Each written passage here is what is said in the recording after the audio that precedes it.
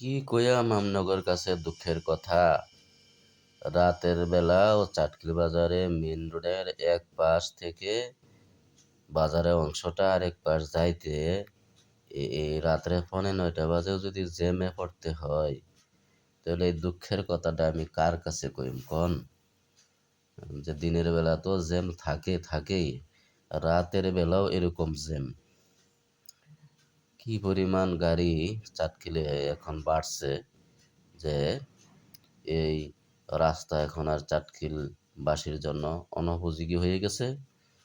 যাক, সুখবর শুনতেছি 4 লাইনের কাজ শুরু হইতে যাচ্ছে।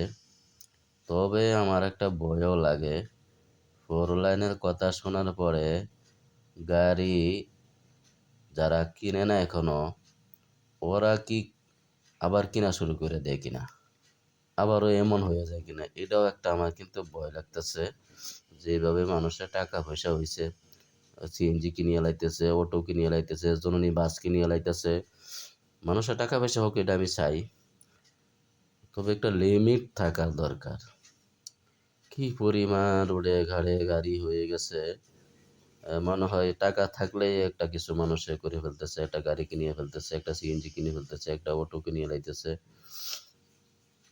এটা কেউ জরিপ দেয় না যে এই একটা অঞ্চলে কি পরিমাণ গাড়ি হইলে সবাই মোটামুটিভাবে একটা পয়সা ইনকাম করতে পারবে। এরপরও দেখা যায় নির্দিষ্ট কিছু সময়ে এই পরিমাণ গাড়ি বাজারে ঢুকে যে মানুষ আর চলা যায় না।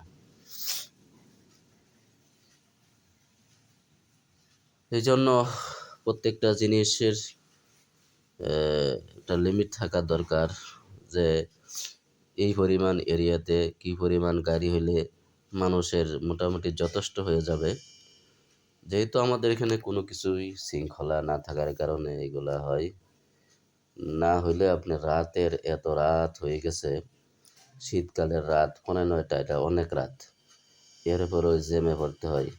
আমার একটা বাইক আছে, এই বাইক নিয়ে বাজারের এক অংশ থেকে আর এক অংশ, যে এই অংশটাই পার হইতে আমার মনে হয় 3 মিনিটের বেশি লাগতেছে। তাহলে চিন্তা করেন, দিনের বেলা তো মনে করেন অনেক সময় 10 মিনিট এই জায়গাটা পার হওয়া যায় না।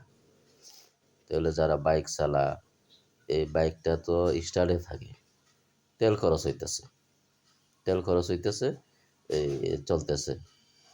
তে এটা হলো মোহাম্মদিয়া হোটেল, দেখা যায় ওই তো মোহাম্মদিয়া হোটেল। এই মাত্র মোহাম্মদিয়া হোটেলের কাছে আইছি।